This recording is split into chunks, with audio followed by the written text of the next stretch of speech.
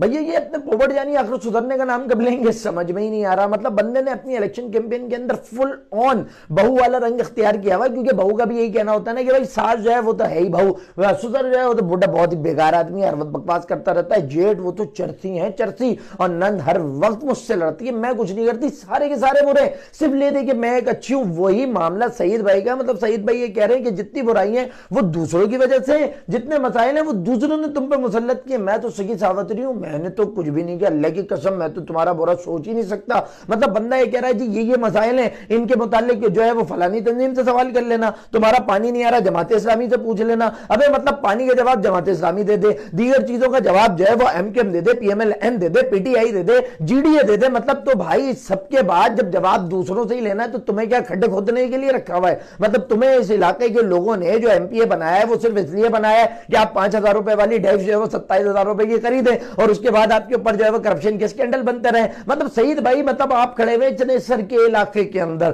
چنیسر کون سا علاقہ ہے جہاں پہ پیپلز پارٹی کا ٹاؤن ہے, اور آپ کے بھائی فرحان غنی صاحب جو ہے وہ چنیسر کے ٹاؤن ناظم ہیں. آپ کے بھائی ٹاؤن ناظم 15 سال سے اس صوبے کے اوپر پیپلز پارٹی کی حکمرانی فل ناک بن کے بیٹھے ہیں, ایسی کی تیسی کراچی کے حقوق کو ڈسے پہ ڈسے چلے جا رہے ہیں. دوسری طرف آ جاؤ تو سعید بھائی کا خود کیا, مطلب سعید بھائی کوئی بہت ہی بے اختیار سے آدمی ہے. سعید بھائی آپ وہ آدمی ہیں کہ جو وزیر بلدیات بھی رہے, وزیر تعلیم بھی رہے, وزیر تعلیم ہی رہتے ہوئے آپ نے 20-20 ہزار روپے مہنگی ٹیکس سے خرید لی تھی سعید بھائی. اچھا چلے ٹھیک ہے, تو یہ ساری چیزیں آپ کی رہی, اور اس سب کے بعد بھی مطلب 15 سال کی عیاشی ٹکا کے عیاشی کے بعد الیکشن کیمپین میں آ کے بولنا بھائی اس چیز کا جواب نا دوسروں سے لے لینا, تو مطلب جانی بیوقوف نہیں بنا ہو یار, مطلب بیوقوف نہیں بنایا. پھر میں نے تھوڑی سی ساری پانی کے معاملے کی جو جان پٹک کی, میں نے کہا ذرا جا کے انکوائری تو کر کے دیکھیں کہ آخر میٹر کیا ہے. تو پتہ چلا 2009 کے اندر جو یہاں کے بلدیاتی نمائندے جیتے ہوئے تھے انہوں نے پورا کا پورا نظام اٹھا کر اس وقت پیپلز پارٹی کو دیا تھا, جو ان تمام علاقوں کے اندر پانی ڈسٹریبیوٹ کرتا تھا.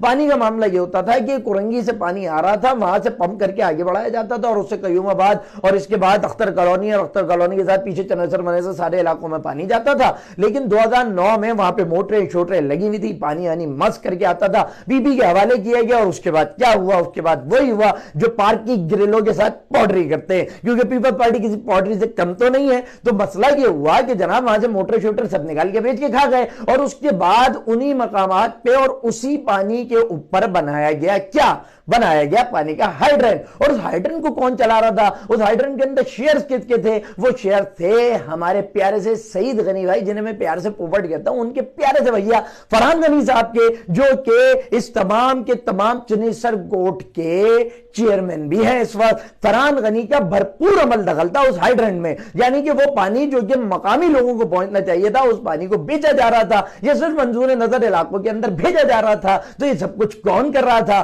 فرحان غنی کر رہے تھے. فرحان غنی اکیلے تو نہیں کر سکتے سعید بھائی, آپ کے آشرواد کے بغیر تو فرحان غنی مطلب کچھ اکھاڑ ہی نہیں سکتے. فرحان بھائی اپنے گھر کے اندر پانی کی موٹر نہیں چلا سکتے اگر آپ کا آشرواد نہ ہو. تو بھیا مطلب بیوقوف نہیں بناؤ, بیوقوف نہیں بنائے, دنیا کو ساری کی ساری باتیں بتائے. ایک طرف ہائیڈرین بنا لیا, دوسری طرف کنیکشن جو ہے وہ بیچ دیے گئے, تیسری طرف کیا ہوا, تیسری طرف یہ ہوا کہ جو موٹر لگی ہوئی تھی وہ بھی بیچ باچ کے کھا گئے. اور آج 2024 میں کھڑے ہو کے بولنے پانی نہیں آ رہا نا, جا کے جماعت اسلامی سے سوال کر لینا.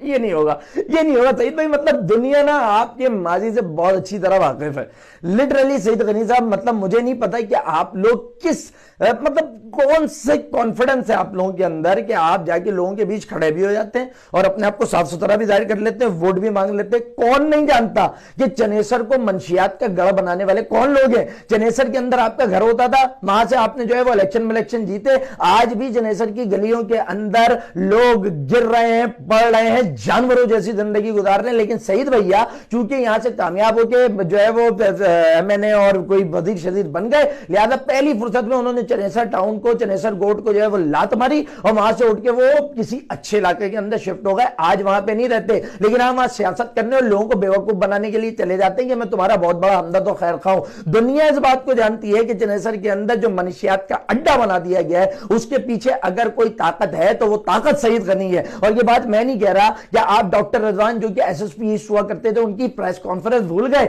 وہی ایس ایس پی ایسٹ جس نے اپنی پریس کانفرنس میں پولیس والے نے بیٹھ کے کہا تھا کہ اس منشیات کے سارے دھندے کے پیچھے، سارے کاروبار کے پیچھے ایک آدمی ہے، وہ سعید غنی ہے، اور آپ کی پوری کی پوری کرپشن اور آپ کا جتنا بھی ہے منشیات کا معاملہ ہے دنیا کے سامنے بے نقاب کر دیا تھا۔